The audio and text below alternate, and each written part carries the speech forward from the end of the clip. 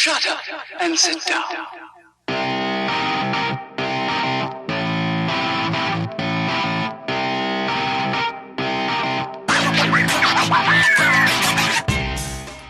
We are back again with another episode of No One Asked Us, episode 53 of the show. We are more than a year old, week-wise, not quite there yet to our 1 year anniversary, but we thank you for joining us on this long journey that we have provided for you guys. I'm Craig Choate. That is the Logan Lee. That's his Twitter handle, the Logan Lee. I'm at Craig W. Choate. At No One Asked Us Pod is our show Twitter, where we tweet out all of our episodes and our question of the week, and occasionally we clip up some shorter segments and get those out there to so you don't have to listen to the whole hour and a half or hour. You can just listen to each segment. For those that don't want to listen to the full episode, there are chapters in the descriptions of every full episode. On YouTube, it's real easy. You just click the link on Apple, Spotify, wherever you get your podcasts. I think you're going to have to fast forward or drag the slider to that point to listen to that. But we thank you for joining once again. Episode 53. Logan is, for those watching on YouTube, repping a brand new Bulls number 12 jersey. He didn't go full jersey.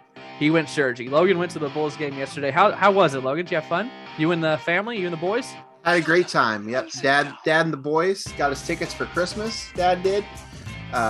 Which I don't know if I talked about it on the show or not, but it was kind of funny how we all opened this gift individually and just seeing everybody's reactions as they hadn't received the gift yet. And for Cameron to open it last, and he's probably the biggest NBA fan of the whole group. You could tell he seemed a little did Dad salty take the order in the moment. No, did Dad it was tell just you random. to go? Okay. It was just random how I grabbed the gifts from under the tree and passed them out. Like there was no rhyme or reason. Like it was just for the fun of it. But yeah, I had a great time. Got to see the Bulls and the Sixers. Got to see Io play. Obviously, I went looking for a jersey for you. I swear, I took everybody because we got there plenty early. And so I took the whole squad on a tour around the United Did you Center. tell them the whole story? Or did they know the story? I mean, my dad knows. My dad listens to this, so he's aware. I figured Cam and Parker might not. They also were looking to get something for Lennox, so they got him a little DeMar DeRozan jersey to add to his collection. The kid's not even 2 years old, and he has a better jersey collection than any of us. So he has a Luka jersey, and he has a Giannis jersey. Now he has a DeMar DeRozan. So, but yeah, we would. So okay, I'll tell you. As soon as we walk through the door, there's a team store type thing right in front of you as you walk in, and entrance that we went in, not the main one, but there was one right there. So I went straight there, found jerseys right away.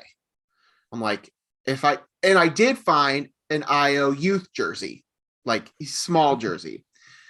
Like this would be a good bit.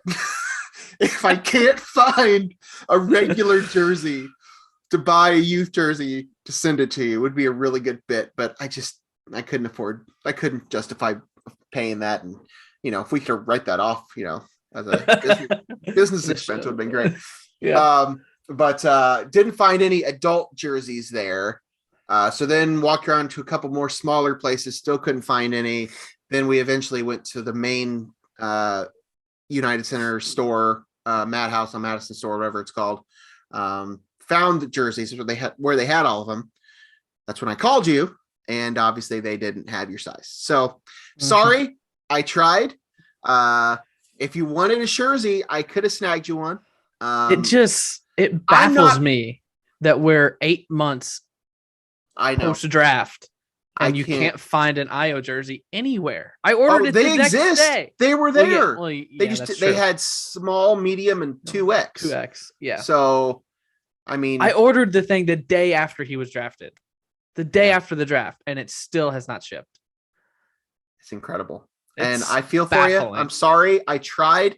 I really did. I do appreciate that. I've been holding off on that because I bring it up once every other week to Christy about how my jerseys keeps getting delayed. And every time she's like, my parents or my brothers or my sister can go get it for you. I'm like, I don't need them to go out of their way to get it. But since you were there, I texted you. I was like, yeah, I'm serious. Since you're there. No, I was look. absolutely, even before you texted me, I was going to go find one. Yeah. As soon as I got there, I got there early enough. I tried. I will admit that I tried, but if I'm back there again, luck. I'll give it a shot. But no, we had a great time.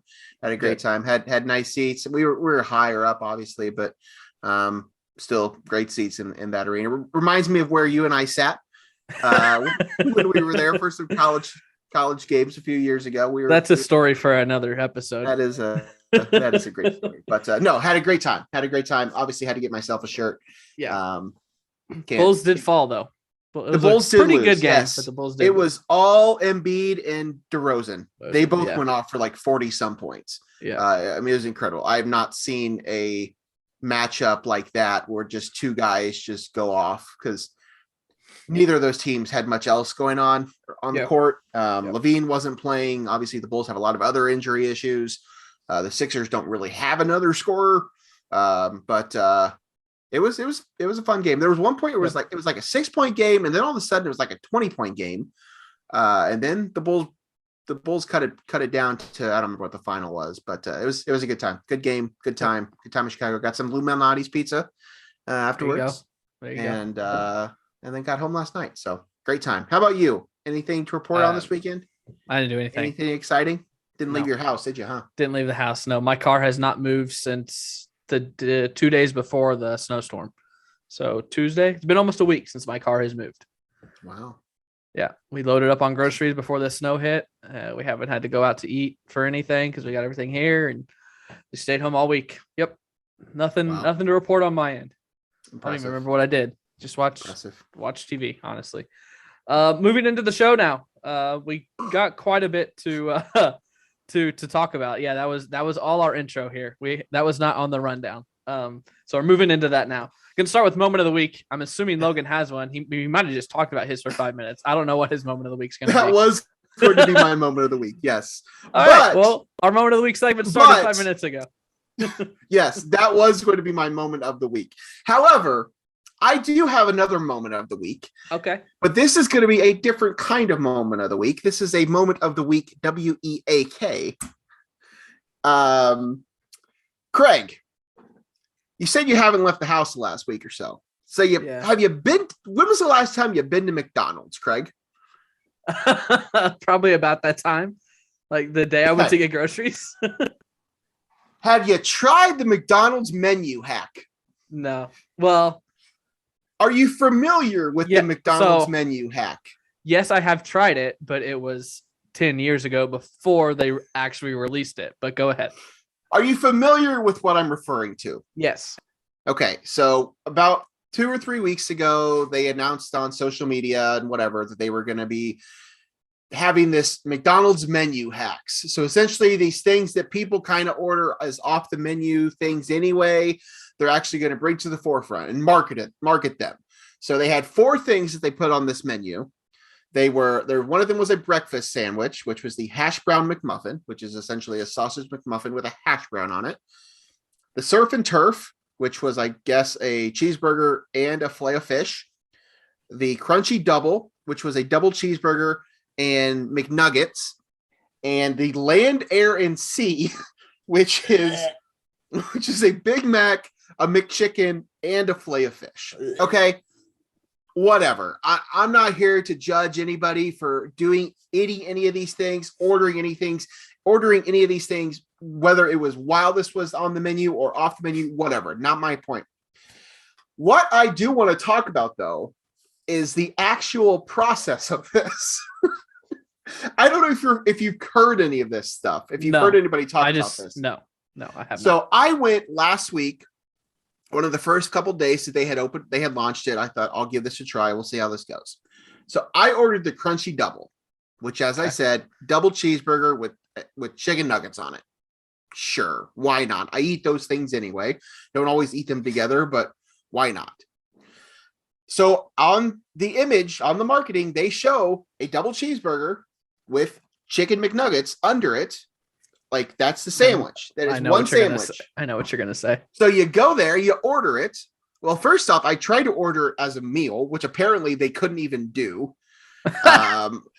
So I get all the way home. I realize I don't even have the fries that I thought I was getting. So I just had my drink and the sandwich, which was fine. I didn't need it all, whatever. I didn't know. They didn't tell me that. They're like, no, I didn't make it home. I figured it out in the drive-thru. And I said, I thought I got fries with the meal. And they said, oh, we can't bring that up as a meal. Okay, thanks for telling me. And then you get it, and it's just the double cheeseburger and the McNuggets. I knew you were going to say that. You have to build the sandwich yourself, which I get it. This is all just stupid, petty thing for people that like McDonald's food, whatever. I just think it's ridiculous. Like, if you're going to market this, like, make the damn sandwich. Don't just give me all the pieces. I don't want that. I don't want to make the sandwich at home. I want you to prepare the sandwich for me and hand it to me. That's the purpose of me coming here to order off of your menu. It's ridiculous. That's the only one I ordered. I haven't tried the other things. I haven't been back. I'm probably not going to bother with it. I was just annoyed. I'm like, this is just dumb. Like, this is just boring. Now I don't want to put these things together. I just wanted to try them when you gave them to me. But it's dumb. That's my moment of the week. So, I guess it probably would have been 15 years ago, 12 to 15 years ago. There was this website that me and my friends used to frequent. It was called Yummy Bro. I think it was just yummybro.com. Never heard of it, but okay. The guy that ran it had a connection or knew one of our buddies in Carbondale. Okay. I think his name was Nick Hall or something like that. And he ran it. And people would just send him stupid stuff in and he would post it on the website. Like, it wasn't anything. It was like a very college guy oriented website. And we would all order a double cheeseburger and a McChicken and combine them. Correct. And that's a thing. I don't know what it's called normally, but what we called it is probably not appropriate for this show. I've heard a few things, and I think I know what you're referring to. So I'm going to guess it starts with a Mick and it ends with a G and a B. Yes. Yes. Okay. Yes. I've heard that one. Yeah. That's what we used to do. Flying Moo, I think, or something like that. I've heard that referred to as well. Yeah. But Christy called it something else that I can't remember. It was a Mick. It was also a mix something, but it wasn't what we called it. Yeah. That was my only McDonald's hack growing up. Yes. That's a thing. If you're unfamiliar with the world of fast food and food hacks, I mean, it's a thing. Like, there's secret menus out there everywhere. Like, I know Five Guys is or not Five Guys. In-N-Out is famous for their, I don't want to say famous, but they have a secret menu that people can order off of and stuff. And McDonald's is kind of the same way. Like, if you go there enough, if you know people that work there, like, they'll do whatever you ask them to do. But they're just marketing this and they're not actually doing it. And it's just kind of frustrating. I've seen a lot of people complaining about it on TikTok and Twitter and everything else. So I just wanted to get that out there into the world. Maybe they fixed it by now. I haven't been back for over a week or whatever, but that first moment was not good. Was not good for the crunchy double experience. So. My moment of the week, once again, is a sport that we don't talk about much on this show, if ever. Did you watch the NASCAR clash at the Coliseum? I didn't. You probably were at the game. So, I was at the game, way home. But I'm aware of this happening. Woo. I didn't actually see anything from it. I would like to have. I should probably have gone back and watched some of that. That thing was sweet. Yeah. They built a track inside the LA Coliseum, like on where when they're playing football field surface is. I think it was a 1/4 mile track. I don't know how that compares to other NASCAR tracks. There might be one short track that's about that distance. I'm not sure, but just watching it, you could tell that it was not regulation size NASCAR track. They only had 23 cars in the final or whatever, but all day they had like the qualifying heats and stuff. I just love when other sports invade. I love when a sport invades a different sports venue and it works. Now, there are times where, playing bowl games in Fenway or bowl games or football games at Wrigley Field, that doesn't work. Like, it's cool, but that doesn't really work. This worked. And I don't know how, but it worked. They really tied in some LA stuff. Ice Cube performed at like the intermission, the halftime of the race, and Ice Cube and NASCAR just go hand in hand, I will admit I didn't watch all of it, but I watched the first probably 40 laps, and then I tried to catch the end, but I timed it I just mistimed it, missed it by a couple minutes, but it was a really cool event. Really cool event. I didn't realize that they did this clash. They've done this clash to start the season for a long time. It's been at Daytona for years. Like they just spent the first month of the season in Daytona. Last year they did on the Daytona road course. This is the first time they did it at a venue like this. And I hope they do more because it was really cool. It was really cool. Yeah. Didn't watch it. I need to go back and at least watch some highlights and stuff from that. Couple takeaways though, without actually seeing it. The first thing I thought was, wow, that's an expensive race.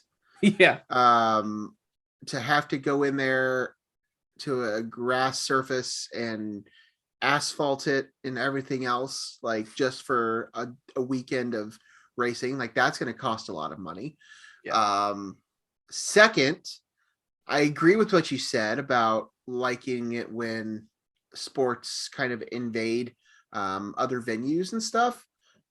It's particularly because a lot of these venues are built for certain sports that are only a few months out of the year, like the Coliseum. Like, yeah, it gets there's other things there, like they do, concerts and everything else, but certain venues, whether it's a baseball stadium, like whatever, like Wrigley Field, yes, it's not a great example because you can't really do much else with Wrigley Field other than like concerts, but it just sits dormant for however many months out of the year. And same thing for anything that's even in a warm climate. A lot of these places just stay dormant. So it's cool to use them for other things. And I like that idea. I need to go back and watch some of that for sure. Yeah, it was fun. I just looked it up. Martinsville and Bristol are both about half-mile tracks, and this was a quarter mile. So it was very, very quick. It looked tight like 12 seconds. From what I did see. It looked pretty tight. Yeah, so that was cool. Very cool. Cool to watch. Question of the week. Last week we asked who's the best live action Spider-Man? Tobey Maguire, Andrew Garfield, Tom Holland.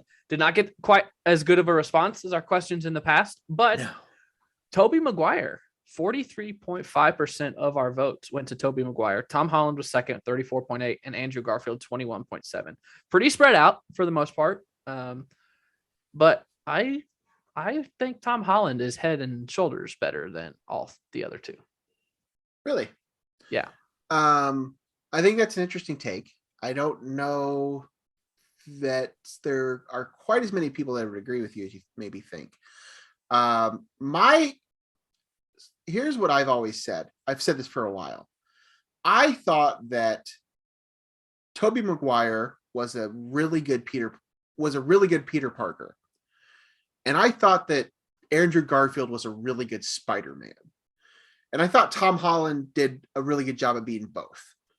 That was kind of my thing. Mm-hmm.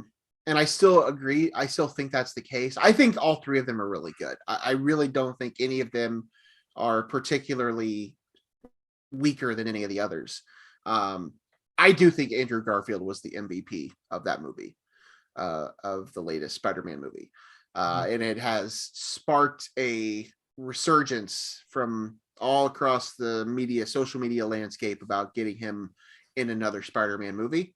And I think ultimately that will happen because of this. And I think there's a lot of people that really think he is a stronger Spider-Man. He just fell victim to being in a couple of really bad movies. So I don't really necessarily think that one of them is significantly better than the other. But I think I don't even remember who I voted for. I probably voted for Garfield. Even though those movies are far and away my least favorite of all of them, other than probably Spider-Man 3 of Tobey Maguire's. But I think they've all been good. I've been a fan of all three. Yeah. I don't know. I think it's just because I like Tom Holland. He's one of my favorite actors. I do too. In general right now. And I think he encapsulates this high schooler who grabs this, who becomes this thing, as opposed to Tobey Maguire and Andrew Garfield, who felt more mature, I think. Yeah, so I didn't feel like they fit into so maybe that's where I'm leaning. But I would have went Tom Holland with this. That's fine. That's this fair. vote. I don't think there's a wrong answer. Yeah, all three are good. Like you said, all three were great. This week, question is simple. Who wins Super Bowl 56? Is that right? LVI? 56. Yeah, LVI, I think. I don't know. Right. Rams, Bengals. That's all we got. Who wins Super Bowl 56, Rams or Bengals? Since the game will have had happened. Since the game will have happened. Yes. Yeah. When we record Words next week, hard. we'll go ahead and throw our predictions out. Do you want to do it now, or do you want to do it like in a segment later in the show? No, we can do it now. Let's just do it. Let's just do it now. That's the big thing this week. So yeah, let's just do it now. All right. Who you got? I'm picking the Rams. I know we talked about your feelings on the matter. I have no issues with the Bengals, and I would be perfectly happy with the Bengals winning. I have no reason to really root for one or the other. But if I'm picking who I think will win, I do think it's the Rams. Even though LA really hasn't embraced them, it is a home game. And I think they are the better team. Cooper Kupp has been absolutely sensational this year. They have an incredible defense, led by one of the best defensive players ever in Aaron Donald. I know the Bengals are certainly capable of winning this game, and I don't think it'll be a blowout by any stretch of the imagination. I think it'll probably be down to 7 points or less, but I'm taking the Rams. My head says Rams, but my heart says Bengals. I think the Rams are the better team, but I am going to pick the Bengals.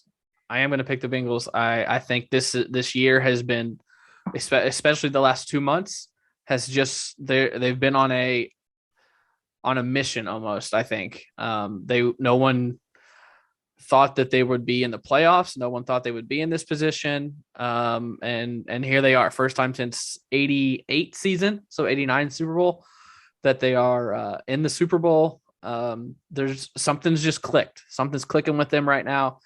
I'm kind of expecting a high scoring game. I know you're talking about how good the Rams defense is. That is a concern because Joe Burrow has been sacked more than any other quarterback in the NFL this season. But I think if he can get the ball out and if they can give him 10 chances to get the ball deep to Chase, I think Chase can get open.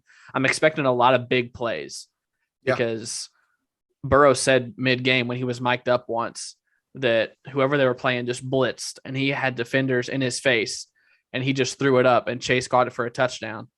And they asked him about it. One of his teammates asked him about it on the sideline after. He's like, F it. Jamar's down there somewhere. So, I mean, if he just throws it in the vicinity, Chase has a chance. So I'm going to pick the Bengals. I think the Rams have a better chance, but I'm going to pick the Bengals. And I said this last Sunday when we were watching the championship games at Christy's cousin's house. Did you know it's the year of the tiger? The Chinese calendar? Yes, I did. That's what I think. That's it. They're going to win that, and Auburn's going to win the basketball championship. Oh, please no. Please no. I'm a little surprised you didn't wear your Joe Burrow jersey on the show today. I think you missed. I didn't think missed about that. The opportunity. Do you want to put it on right now? No, if they win, I'll wear it next week. Okay, If they win, I'll wear it next. Did you see the video that Inquirer, I think, put together? It was like 3 minutes or 3+ minutes of Cincinnati Bengals fan reaction video, like watching. It was really cool. That was cool. It means a lot to the city, I think. All right. Are you looking forward to the halftime show? I think it'll be cool. I think it'll be fun for us. I don't know that anyone younger than us is gonna love it. But I think there are some big enough stars that they can carry it. And I think it's cool because it's LA. That's what LA is. Like they've got faces of that in there. So I agree. I'm excited. Into the bulk of the show now. And this is me and Logan have been talking about doing this for a while. We're going to switch it up here. We're not going to talk a lot of Illinois basketball. We do post-game shows I think we've done one for every game since we started. Or did we miss? We might have missed one. I think we've done a post game for every game really since we started doing it. Okay. So just before we get into what we do want to talk about with Illinois, if you want more in-depth stuff, go check out our post game shows on the same channels that you're watching this show right now. But we are going to review just kind of the generals. Illinois does go 2-0 last week. They pick up a big home win against Wisconsin, and then they go on the road and they beat Indiana by 17. So a couple double-digit wins for Illinois. Vaults them from 18 to 13 in the polls. Kofi Coburn wins Big Ten Player of the Week. He had 37 against Wisconsin and 17, I think, against Indiana. So he averaged 27 points. I think he probably averaged about 8 or 9 rebounds for the week. So that's kind of the review. As we're a couple days removed, I'm just going to give you this one question. How do you recap last week? How do you feel coming off last week? And what's your big takeaway from last week? I'm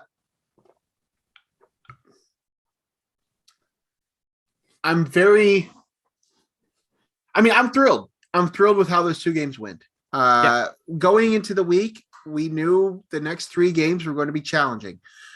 We knew at home against a Wisconsin team that had, at the time, what seemed to be a front runner for the National Player of the Year, a team that was tied with Illinois at the top of the conference. We weren't really sure the health of other players. We didn't know who was going to be on the court. So to go into that stretch of home against Wisconsin and then at Indiana and at Purdue, we both said we'd be happy with getting 2 wins out of that stretch. We've already got those 2 wins. I thought both of those games were impressive from Illinois standpoint. Wisconsin was really more of a start to finish sort of thing, especially the way Kofi played. The way they turned everything on in the second half against Indiana really showed a lot. I'm thrilled. I'm thrilled with how those 2 games went, how last week went. I'm not expecting to win this upcoming game, which we'll talk about here in a second. But just to get those 2, they were both big wins. They were 2 at this point, probably 2 of the 3 biggest wins Illinois has to date of this season. And all 3 of them have come within the last 2 weeks, because the other one was Michigan State a couple weeks ago. So they keep pulling them off. Road wins, especially. This team is incredible on the road when they're healthy, when they're playing at least at full, mostly full strength. So it's been a nice way to kind of start February, because I think we were both a little concerned how difficult of a run this month was going to be for them. So to start it off as well as they have has been nice. Yeah. I'm right there with Logan. It has made me more confident in this team, which scares me, which very much scares me. Yep. The national people are starting to talk about Illinois. Trent Frazier is starting to get talked about. I don't know if you watch much. I sent you the link the other night. I was watching the Field of 68 show with Jeff Goodman and Rob Doster, and I watched one again today with a couple of other guys. And today's segment was like a hot take segment, and one of their 10 hot takes was Illinois right now is a top 5 team in the country. One of them said for sure, like guaranteed, this team is right now with everyone back and Kofi playing the way he is, this team's a top 5 team. The other one said they're a team that I don't want to face in the tournament if I'm anyone else, but I don't know that they're top 5. So they're starting to get the national recognition, which I think this team deserves. They're playing really well right now. I'm cautiously optimistic because like I said, I don't want to get too confident in this team. They obviously they can win every game. They can win out if they're playing right, but they could also lose 3 or 4 more times. So I'm not quite sold that this team is where it needs to be heading into March. No. Also this week, Matt Norlander did a story with Brad Underwood. Didn't read the whole thing, but I saw an excerpt about, coming off of last year. Brad admitted that he did not watch the Loyola game until August. And he said he only watched it because he had to stop thinking about it. He had to get it out of his mind and cleanse his palate of that game. So he watched it and he hasn't talked about it since. And I don't remember the quote exactly because I just remember that I read it while I was talking about that. But it basically talked about how, last year was so eye-opening for everyone on this roster because it showed them that if you don't come every night, come March, your season is gone. If you play one bad 5 or 10 minute stretch, your season's done. and pretty much everybody is back, I think. Well, not pretty much, because Georgie, Adam Miller, and Io are all gone. But everyone that's playing on this team has postseason experience, except for Plummer. Did Utah make the tournament last year? I don't remember if Utah made the tournament last year. Plummer and the freshmen are the only ones. So pretty much the core of this team realizes what is at stake with this team, which could make them more prepared for the postseason. So that article by Matt Norlander laid things out quite well. Anything else about this week before we get into previewing the other games? No, I mean, I was just going to kind of piggyback off what you said about the national stuff, because I've been seeing that for a while. The last few weeks, I mean, there's a lot of national people that keep throwing Illinois in the mix of, their 10 or so teams that can make it to the Final Four. Yeah. I agree. I do. But I'm with you. I'm a little cautiously optimistic. I think that's the right way to phrase it. I think we both saw what happened last year. Yeah. And we're both, I think a lot of Illinois fans are probably a little timid when it comes to this. I think I was listening to, it was Jeremy Werner and Isaac Trotter on the Illini Inquirer podcast today. And they brought up, good points. It's all about matchups, man. It is all about matchups. Or whichever show, I don't know, whatever show I was listening to. It actually might have been the Field of 68. Somebody was talking about that's what it is. It's all about the matchups. Illinois, and Kofi in particular, has struggled against bigs that can do other things. Cameron Krutwig last year was the prime example of that. He was just able to do more, and Kofi wasn't able to stop that. So again, it's going to come down to what sort of matchups. I don't think there's a lot of teams out there that have a player that's better than he is when it comes to doing what he does. But there are a few, and I don't know that Illinois will see them in the first couple rounds of the tournament, but they're out there. They're for sure out there. And those are the teams that are likely to be able to stop Illinois. I keep track of Ken Palm daily. I look at everything that's updating daily. And one of the factors that people talk about is like no team that has won the tournament in the last 10 years, this isn't exact, but this is just an example.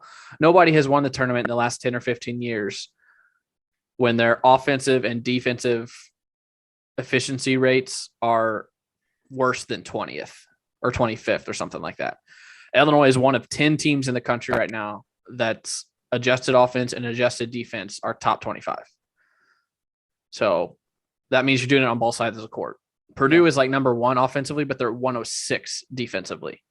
So just take that for what it's worth when postseason comes, and hopefully Illinois stays consistent. But Tuesday night, tomorrow night, 9:00 Eastern, Illinois at Mackey, Illinois at Purdue. The other night I was watching the Field of 68. It was Saturday night. I was watching them while I was watching UCLA, Arizona State. They went to triple overtime. It was insanity. And I threw this question out to them and they answered it. And I think it's obvious, but I just wanted to see what they thought. Does Tuesday night decide the Big Ten? No. So it is a yes and a no question. It is no if Purdue wins, but if Illinois wins, I think this thing's sealed. I want to agree with you, but I think the point that you made a few minutes ago is the reason why I'm hesitant to say that, because they could turn around and lose at Michigan or like I know what position they'll be in the standings, but like I've seen it before. I mean, I'm not ready. I think Ohio State's going to be troubled. That's going to be a home game. I mean, Illinois does not have anybody that's going to be able to stop EJ Liddell. They just don't. Mm-hmm. It's just not a thing that's going to happen. So I think there are certainly still obstacles out there. I want to say that, yes, it does, but I don't know that that's really the case. There are still 7 more games left or something like that. Yeah. I mean, there's still a heavy dose of games that Illinois can lose. Yep. As great as they have been, yes, if they win, they're going to be in a really good spot to win the Big Ten. on Tuesday night. Absolutely, 100%. But I am not ready at that point to say, no, like I'm not ready for that yet. There's still too many games to play that Illinois can lose. Fair enough. Yeah, that makes sense. These are two teams that played an instant classic just 2 or 3 weeks ago. Martin Luther King Day, double overtime back in Champaign. That was the game Kofi got his concussion. Zach Edey had I just lost it. Dang it. What did he score 20? Are you looking? So. What are you looking at? I'm looking at the schedule. Do you want me to look at the Purdue game? No, I got it pulled up here. Edey had 20 and 8. Stefanovic had 22 and 8. He had 22. Ivy had 19 and 8. Trevion Williams had 14 and 7. Now the 10 extra minutes here for the 2 overtime periods. Plummer had 24. Fraser had 16. Kofi had 10 and 5, but that was also the game that he got in foul trouble, so he barely played in the second half.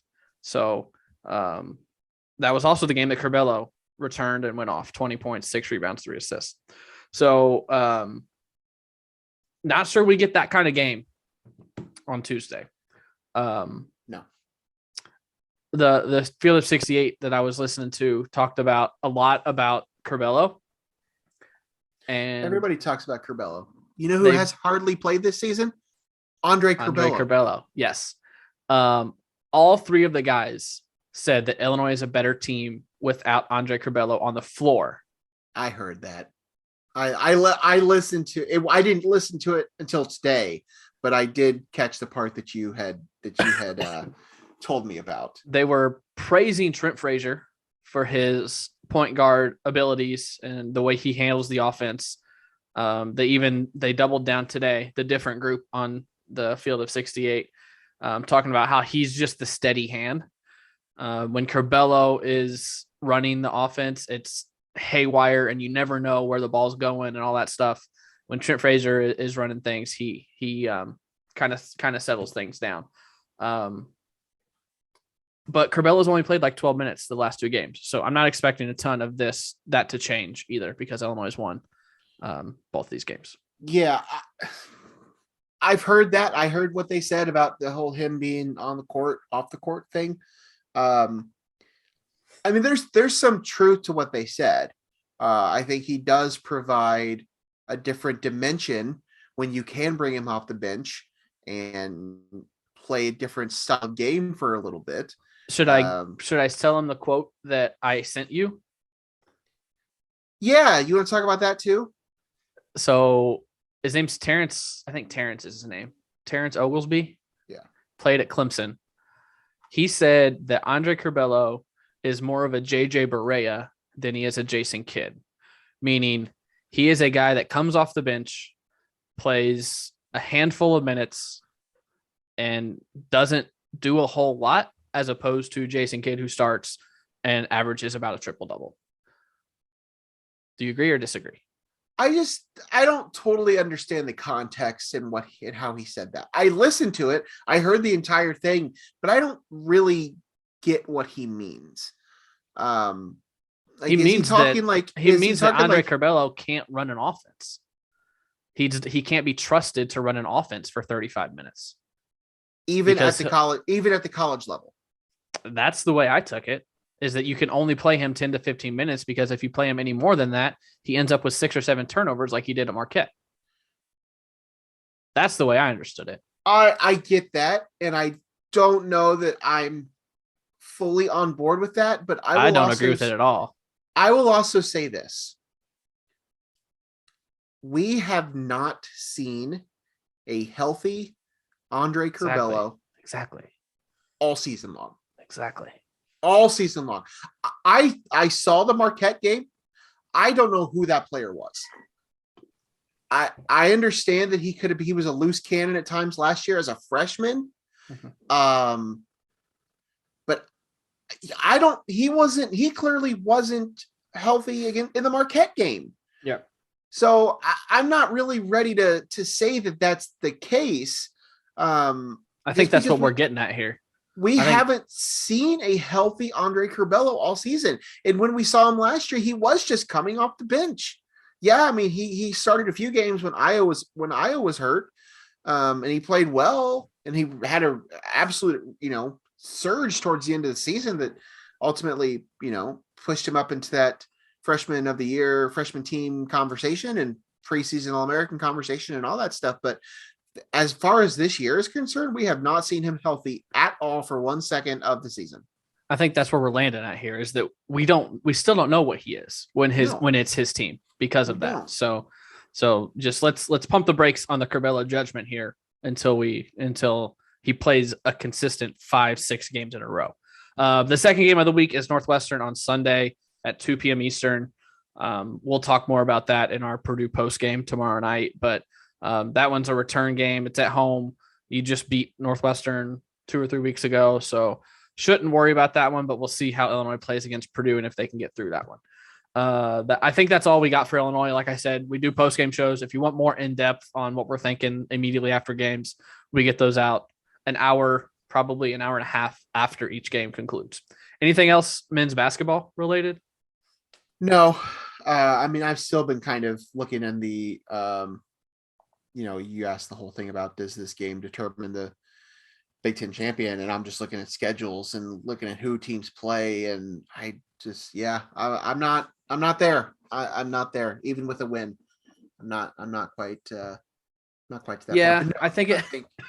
I think it's a thing where they've got it in their, like, they can see the light at the tunnel. You have a 2-game lead. Just not quite right there yet. You have to think with the 2-game lead that you're going to be in a pretty good spot, which I think they will be, because I think most of the games for the rest of the season, assuming if they do win this game, which obviously I'm not ready to say they will either, because I don't think they will. But if they do, there are still several games that I think they can win, but there's also several games I think they can lose. So, I'm just excited. Bring on Tuesday. Yep. It's going to be late. I'm going to be tired. Yeah, no kidding. But bring it on. Let's go. Round 2. Rankings came out today. This is order from 1 till whenever I stop talking. Auburn, Gonzaga, Purdue, Arizona, Kentucky, Houston, Duke, Kansas, Texas Tech into the top 10 at 9. Baylor, Providence, UCLA, Illinois, Wisconsin, Villanova, Ohio State, Michigan State. That's 1 through 17. And then Marquette.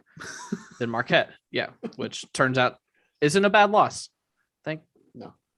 Yeah. And Murray State into the rankings at 23, 22, and 2 on the season. All right. I don't think there's anything else to talk about college basketball. There is one college football note that just popped a couple hours ago regarding Illinois. Nothing that we didn't know, but I just wanted to mention it. Mike Epstein said goodbye to the U of I and to Champaign. Mike played 5 seasons for Illinois, 17, 18, 19, 20, and 21. His 19 season was the one that he missed pretty much the whole season. He left in the first game after 8 carries. And then this season, 21, he only had 25 carries. He got hurt early in the year as well there. So he had 3 healthy seasons, 17, 18, and 20. Let's see here. It doesn't show his career stats totals. He had 11 touchdowns for his career and just a little more than 1,000 yards. Really a guy that I think I compare him to Mikey Dudek. Just couldn't stay healthy. And if he would have stayed healthy, he would have had an amazing, amazing Illinois career.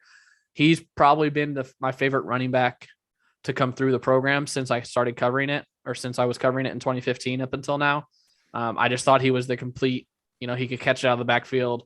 He had a little bit of speed. He wasn't the fastest guy, but I thought he was a really good college running back. He just couldn't stay healthy, and the offense just wasn't good enough. The offense around him wasn't good enough. But yeah, he says goodbye. I think that was expected. I don't think he was going to, because he almost didn't come back for the 2021 season. There had to be some convincing to get him to come back for this season. So yeah, just Mike Epstein's moving on. I don't know what that entails. I don't think he's going to play football. I think he was just kind of telling everybody in Champaign, thank you. Yep. As you said, not really a surprise. Been a rough go at it for him, but wish him the best. He was fun to watch while he was there, but didn't really get to see too much from him There was more Illinois football news this week.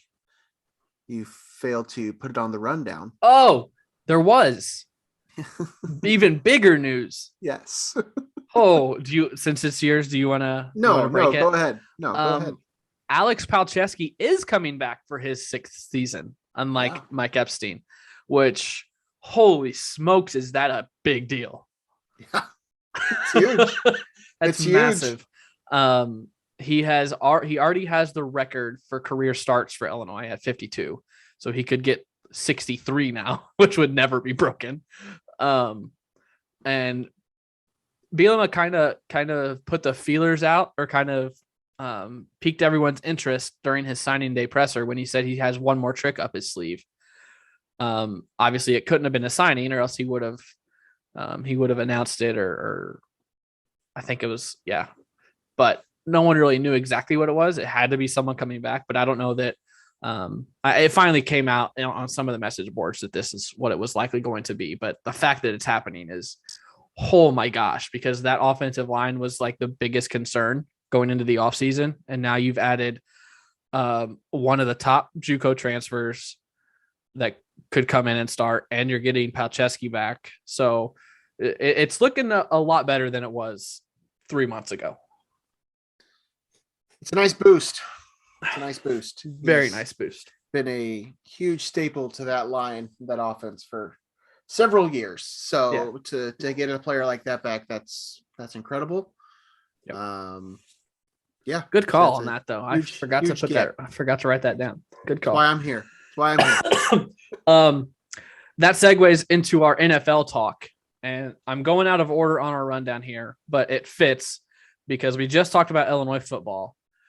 And Logan, guess who is the Houston Texans' new head coach?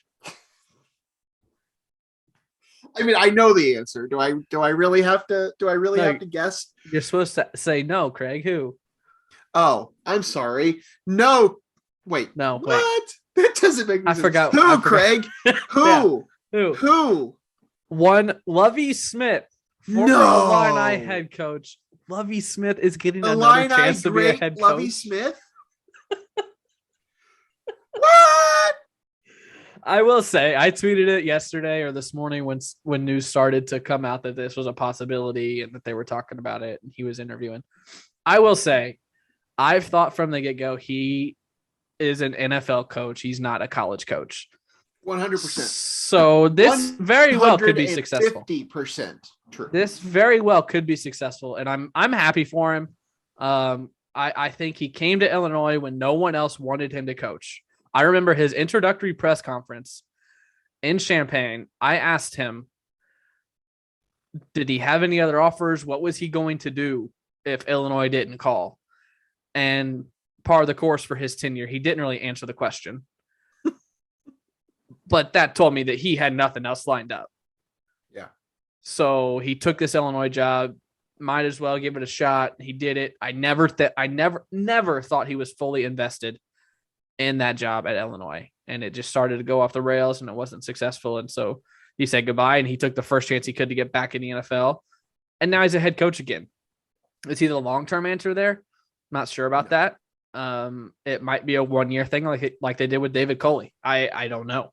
But Lovie Smith is a head coach in the NFL once again. And I think the Bucs did him dirty. So I'm glad he's getting another chance. Yeah. Yeah, no, I agree with you.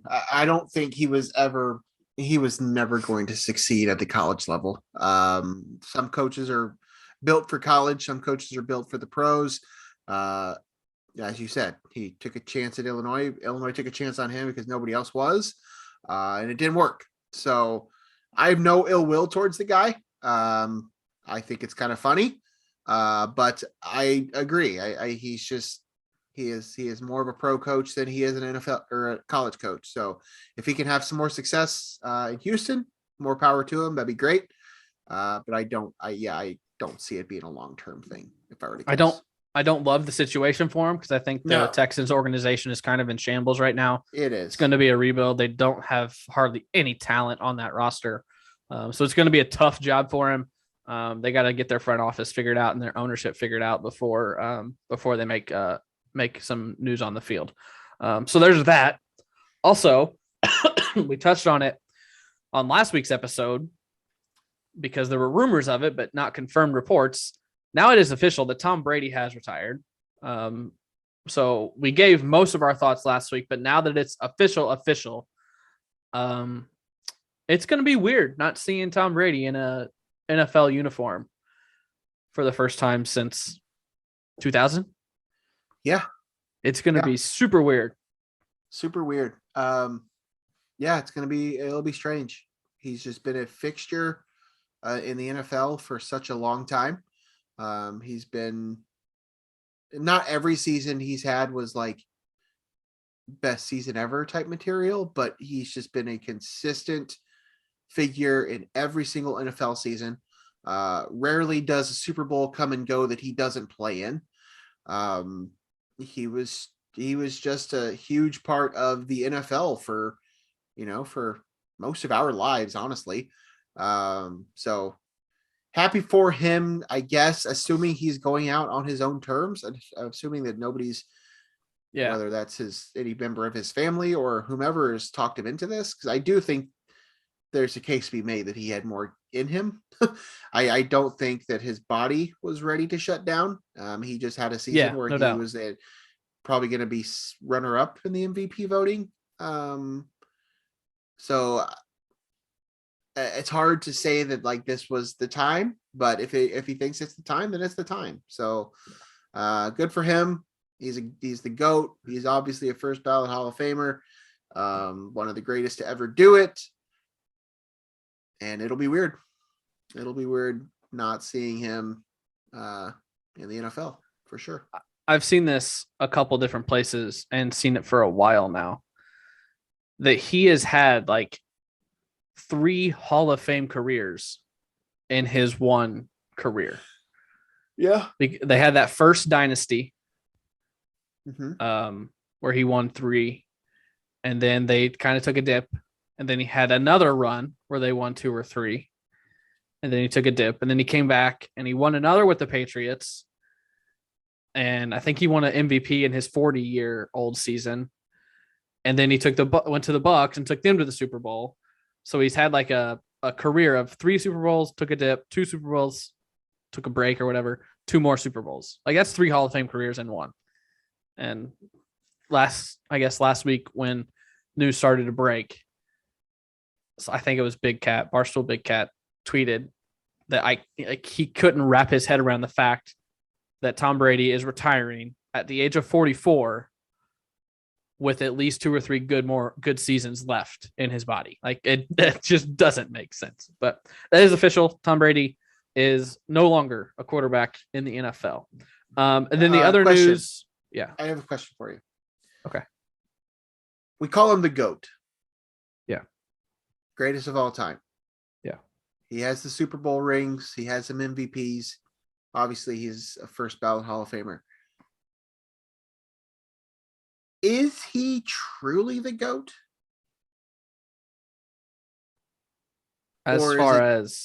Is he the greatest of all time? Out in football? Yeah. Football, yes. He is the greatest football player of all time. Okay. Athlete, no. Sports in general, no. Is he the most skilled quarterback ever? That's a different question. Is he the most talented quarterback ever? He's the most decorated football player of all time. Yes. Absolutely, 100%. Is he the most talented football player ever? I don't think so.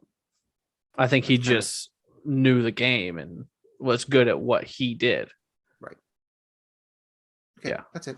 Carry on. The other big NFL news, and I don't know that we want to dive into it too much because we don't like to talk in politicals and stuff like this, but Brian Flores is sticking it to the NFL. He's filed a lawsuit for their hiring practices, and the examples that he has seem to me that he's got a pretty damn good case, because if you haven't seen it, he has screenshots of texts from Bill Belichick congratulating him on getting the job with the New York Giants. But the thing was, he hadn't interviewed with the Giants yet, but Brian Daboll had. And Bill Belichick thought he was texting Brian Daboll to congratulate him on getting the Giants job before Flores even interviewed. So, long story short, sounds like the Giants had their mind made up before they even interviewed Brian Flores. Yeah. I'll be honest, when I first read the text, I was honestly kind of confused. I didn't understand what the issue was. And then I realized the problem here is that they have already made their decision and they are hiring him to make it look better that they're hiring a person of color for they're interviewing a person of color for their head coaching position, but they're not going to hire this person. Every NFL organization is required by the Rooney Rule to interview 2 minority candidates for any head coaching, I believe assistant coaching, and GM assistant. Like there are like 4 or 5 positions that you are required by Rooney Rule to interview 2 minority candidates. And that has become a hot button issue in the NFL circle. And Brian Flores is finally calling it out and taking legal action because he believes, and it's not the only time. He has 2 other examples that he believes that he was only called in to interview to meet that Rooney Rule requirement. The other one was with the Broncos. And then the other complaint in his lawsuit is against the Dolphins, stating that the owner of the Dolphins offered him $100,000 every game he lost. And when they won, the owner would not talk to him and was really pissed off at it, which I believe that 100%. I believe everything Brian Flores says in that regard. So I don't know what's going to happen. NFL came out 2 hours after he filed the lawsuit and said these accusations have no merit. We will not be looking any more into it. And then 2 days later, they said things need to change, and our owners need to change their hiring practices. And speaking of, did you just get an alert? Yes. Saints have informed their defensive coordinator, Dennis Allen, that they are hiring him as their next head coach. So now all head coaching vacancies have been filled because the Dolphins hired Mike McDaniel from the 49ers. Yep. Texans have their guy. Raiders have Josh McDaniels, who we talked about last week, and Saints have theirs. So I believe every head coaching spot has been filled. Anything else on coaching Brian Flores or anything? Who'd the Vikings hire? Kevin O'Connell, Rams offensive coordinator. Wasn't Harbaugh. Was not Harbaugh. That was a whole nother thing, I guess. Did we talk about that? Did we mention that? I don't know that we did. Harbaugh apparently interviewed for the Vikings job. There was reports that he was basically getting the job before he went and interviewed, that the interview was just formality, and then he left the interview and told Michigan he was coming back. And yeah, that's been a whole thing. But NFL coaching carousel is complete unless something else happens. The final sports thing we have on our rundown is the ESPN list that came out this week of the top 100 baseball players of all time. I will admit I didn't pay too much attention to this. I saw a couple tweets that they would tweet out occasionally. I didn't really look at the full list. I have it pulled up now. Anything stick out to you before I read through some of these? I'll probably read the top 20, maybe top 15. I had some qualms. Okay. and that's the reason I put it. That's the reason I put it on the list. All right, let's. What should we read first? Let's read some of this first. Read the top 10. Read the top 20. You can if you want. Honestly, most of my issues weren't with the top 25. Okay. The issues that I had were, I believe, 50 through 26 when they posted that. I had some. That's the one that I think people got really irked about. That's the one. Yeah.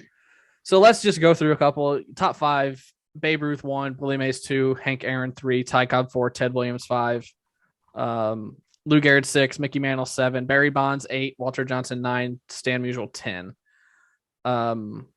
So you've got Bonds from our era. Pedro Martinez is 11. He's about our era. Or he is our era. King Griffey Jr. 13, Greg Maddux 14. Also guys that we grew up with. I think King Griffey's probably my favorite of all time. Probably. I kind of go back and forth. He's probably right there. Just and then about the highest, everybody our age, yeah, he's their favorite baseball player. the highest active player, Mike Trout, is already number 15 on this list, which is crazy. Any Cubs on here? Rogers Hornsby, Cardinal, is number 20. And then we get to the area that we kind of talked about. Randy Johnson is 24. 26 is Alex Rodriguez. Roberto Clemente, 27. Derek Jeter, 28. Johnny Bench, 29. Albert Pujols is 30. Mariano Rivera, 31. Koufax, 32. Gibson, 33. Pete Rose is 34. Jackie Robinson is 38. Tony Gwynn is 44. Ichiro is 46. And then here I see Ernie Banks is 51. All right, so let's break that down. What is your first qualm? I have a couple things. First off, okay. I've seen a lot of people have opinions on this. I've seen a couple people saying that A-Rod was too high. Mm-hmm. I think if anything, A-Rod was too low. I understand the steroid thing. This is not about the steroid stuff. We discussed that ad nauseum last week. I don't care. I'm over it. I'm past it. So is the MLB. I know. That's another thing we could talk about if we had time. I think A-Rod's too low. I think steroids are not. Alex Rodriguez was one of the greatest players of all time, but that's not really the issue here. I'm fine with Clemente. I respect Derek Jeter. I think Derek Jeter is a very decorated MLB player. Putting him above some of these players that are behind him, I had some issues with. Johnny Bench, Albert. I mean, putting him behind Albert Pujols. I mean, I get that he has however many World Series rings, but like, come on, like I wouldn't put him behind Pujols. Ichiro, Pete Rose is another one. I wouldn't put Jeter in front of Pete Rose. I get you can say he cheated or he didn't even cheat. He bet on baseball. Whatever. I don't care. The other one, Ichiro. I think Ichiro's a little low. Now, I think the case against Ichiro in this situation is that he didn't play long enough. He didn't come to MLB until he was in his late 20s or whatever. I still think I think he's a little low, personally. I think the biggest thing was Derek Jeter. Again, nothing against Derek Jeter. I'm not saying that he doesn't belong in the top 50. I think he certainly belongs in the top 50, but some of the players that were behind him, I think is where I had the biggest issue with. I just like Tony Gwynn, Albert Pujols, Johnny Bench, Pete Rose, Ichiro, Frank Thomas was there. I don't know that I necessarily have to put Frank Thomas in front of Ichiro, but like, I think you could, or in front of Derek Jeter. I think you could have moved Jeter back a few spots. Personally, I think that was like the biggest thing I took from it. It was like, okay, well, love Jeter, great shortstop, decorated player, a lot of rings.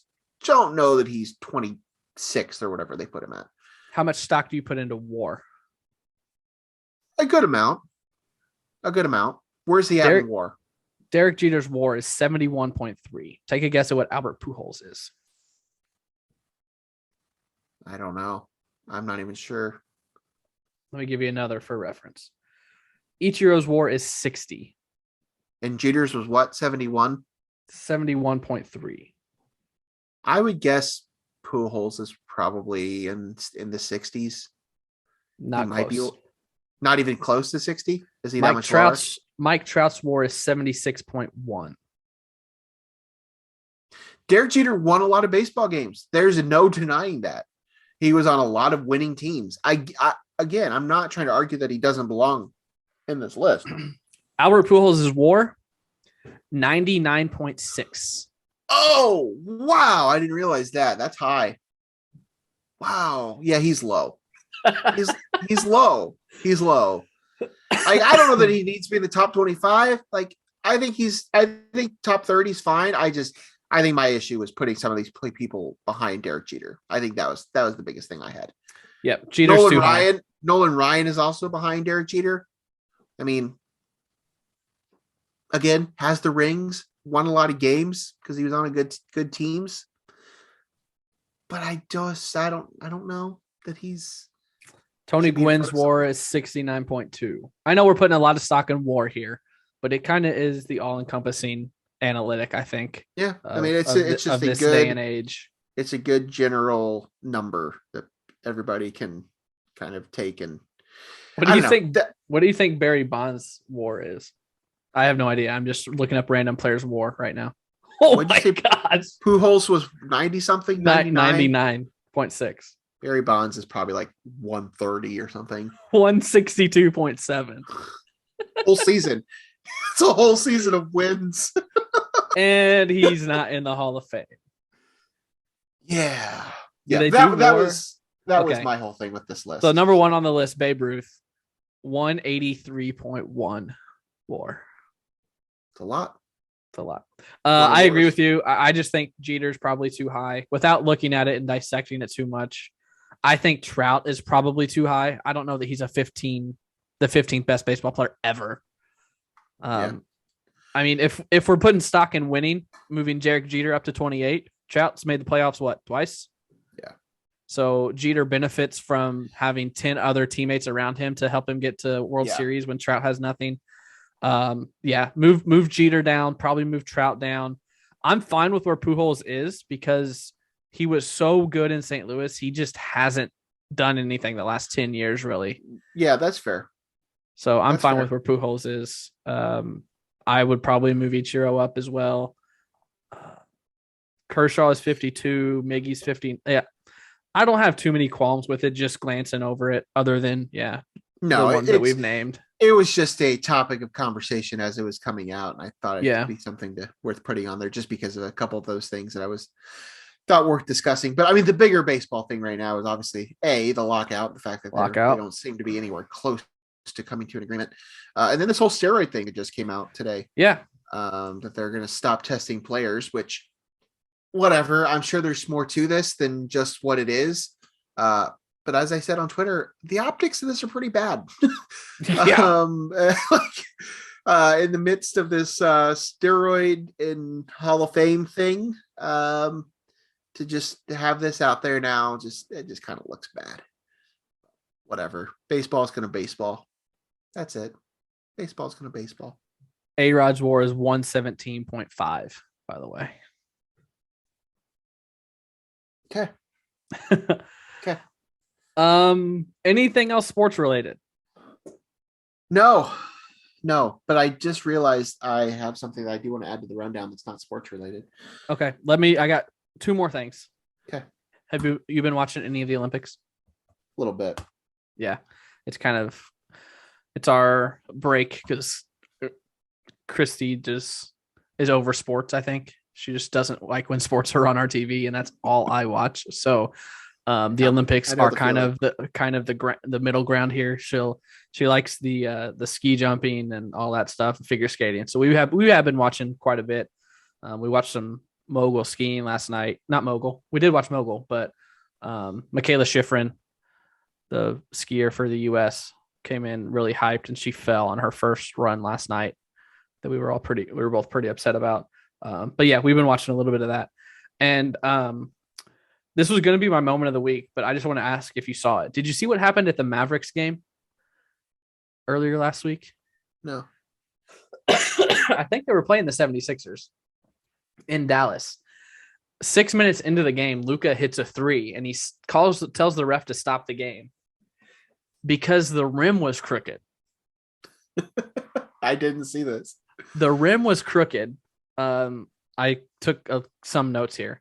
He hit a three 6 minutes into the first quarter, and he noticed the rim was crooked. So they got Boban Marjanovic, who is 7'4". They got him out there. He just stood under it without jumping, grabbed the rim, and tried to adjust it. But apparently he made it worse because then the backboard was crooked. So they broke that one down, unplugged all the wires, rolled that one off the court, and brought in the backup because every NBA arena has to have a backup basket standard. So they brought that one. Took a while to get it all plugged in and the shot clock's working and all that stuff. And they went to measure the rim, and the rim was 2 inches too tall. So then they had to fix that. Wow. Okay. I did not see this. It was what a debacle. Friday night, I think, because it was late and I stayed up I didn't watch that game, but I was still awake. 40 minutes it took. 40-minute delay to get the basket changed. It was crazy. I didn't know if you had seen that. I did not. That's funny. All right, that's all my sports stuff. What do you got? I just remembered that the Oscar nominations come out tomorrow. So okay. I never really did anything with predicting those. So I don't know if that's something that I should probably go on record of doing now, since I have the platform. But I hadn't really put anything down. So like now I'm just trying to think what I would even like say. They're doing for the first time, they're like committing there will be 10 Best Picture nominees. In the past, they've said it could be up to 10, but it's usually been like 8 or 9. But now they're saying it will be 10, which is why there was this little conversation, this little buzz that Spider-Man might get in that, because there seems to be pretty much a consensus as to what 1 through 8 are. And there seems to be a pretty much a consensus as to what 9 is. But I think 10 is the tricky one. I don't think people really know what the 10th is going to be. But I think the top 8 being Belfast, Coda, Dune, King Richard, Licorice Pizza, Power of the Dog, West Side Story, and Don't Look Up, I think is probably the top 8 that are for sure locked. I think Tick Tick Boom is the 9th. And then the 10th, I don't know. It's probably a movie that I haven't seen. Tragedy of Macbeth, maybe, or Being the Ricardos, maybe. I have seen that one. I didn't really plan anything for this, so I don't really have like things that I want to see necessarily. I think for the most part, I will have seen most of the nominees, which there's still a few movies that I would like to see that I haven't got to that I probably won't get to. But those will come out tomorrow, so I'll probably have more to talk about next week on those. But yeah, that's just something I thought about in the moment. So. All right. As long as Mitchell's versus the Machines is in the animated category, then I'll be good. I remember I watched that one after you suggested it on the show. It was so good, man. I don't know if it'll win. I think Encanto's probably the front runner to win at this point, just because it's kind of taken over the world. Christy watched that the other day. It's good. I mean, I think they're a 1A, 1B in my opinion. I think they're both really good movies. I would pick Mitchell's versus the Machines, but as I said, I just think the recency thing and how it's just like the music has taken over everything. It's in the top 10. The music is in the top 10 in the Billboard charts and all this stuff. Like, yeah, I think it'll be Encanto. But did you watch Tick Tick Boom? Not yet. We haven't got around to it. Okay. Yeah, I think that'll get a Best Picture nom. I think Garfield will get a nom. I don't know that it'll get anything else. Garfield the cat? No, Andrew Garfield, Toby or Spider-Man. I'm trying to think what else. What else did you watch this year? Anything? Did you watch anything? No Time to Die. That might get a sound. That'll probably get a sound and a music nom. Maybe something like an editing. Dune's really good. It'll get a lot of technical stuff. It'll win a lot of technical stuff. Did you ever watch King Richard? You need to watch King Richard. You'd like that one. No, I did not watch that one. It's going to get some stuff too. I don't think we watched any of the ones you named for Best Picture. Don't Look Up. We did watch Don't Look Up. And, I didn't really care for it, but it's going to be there. It will 100%. I feel like there might have been one more. Go ahead. Go. No. The only theater movies we went to were No Time to Die and No Way Home. They will both get nominated for something. I just do want to point it out, and I do want this to be on record. I don't think I said this on this show. I think I said it to somebody else in conversation at one point this year. But Jared Leto in House of Gucci. I think you did say it on the show, but go ahead. Did I say it on the show? I think so. This is the type of performance that could get him a nomination for both an Oscar and a Razzie. And he just got the Razzie, and I think he's going to get the Oscar nom too, which is incredible. It happens some often. Like, it does happen from time to time, but I'm waiting for it, man. It is that type of performance that he could get nominated for both. Was his character one of the pictures on that tweet? I think so. I think he was in it. Yeah, the Razzies did come out today. The Ben Affleck getting nominated for worst performance for The Last Duel, I think, was ridiculous. I thought he was actually really good in that. I mean, the Razzies are kind of ridiculous in general. They're just making fun of the industry, but a lot of Dear Evan Hansen on the Razzie Awards, rightfully so. It wasn't great, although I don't think Ben Platt was the problem. I think it was more the decisions that were made about Ben Platt that was the problem. But anyway, Oscar noms tomorrow, so I'll have more to talk about with those next week.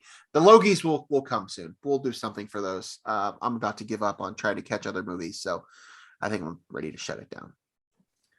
I saw you wrote Celebrity Big Brother. Have you started it? I have not started. I did. I didn't know if you had or not. No, I have not started. It's okay. We don't need to worry about it. I did. Yeah, I have been watching it. It's nothing to celebrate over. So yeah, it's on the DVR, but rushing. I wouldn't worry about rushing to it, but it's fine. As I yawn to end our show, I don't think so. I think we're good. This is a shorter episode, which I think is going to be good for us moving forward. Yeah, I feel like we've been talking for 3 hours. I know, but the recording the recording says it's shorter, and we started about 5-10 minutes into the recording, so should be a shorter episode. We appreciate you for listening. If you're still here, give us a like on YouTube. I forgot to say at the start of the show. Give us a like and a subscribe on YouTube. Rate and review us if you're on Apple, Spotify, wherever you get your podcast. We would really appreciate that. Try and get our numbers up, and help us out if you do that. Follow us on social media. It's all on the pages, at Craig W. Choate, at the Logan Lee, at No One Asked Us Pod, all that good stuff. We'll get this tweeted out later tonight. Anything else, Logan? Go Illini. Big game Tuesday. Big game tomorrow night, 9 o'clock. We going live? We might do a live stream. Yeah, it's a late one, so we got nothing else to do. We'll both be watching it anyway, so we might do a live stream. So be sure and look out for that on our YouTube channel, Facebook, and Twitter. And then we will have a post-game show following the game. There was one that we didn't do a post-game. It was the game that Illinois lost. It was the Maryland game. We did not do a post-game show for Maryland. Oh yeah, I was busy. It was a Friday night. Yeah. That's right. But yeah, we'll have a post-game show tomorrow night. Be sure and look out for that wherever you're getting this show. We will also have that as well. For Logan Lee, I'm Craig Choate. Thanks for listening. We'll see you next time. Bye.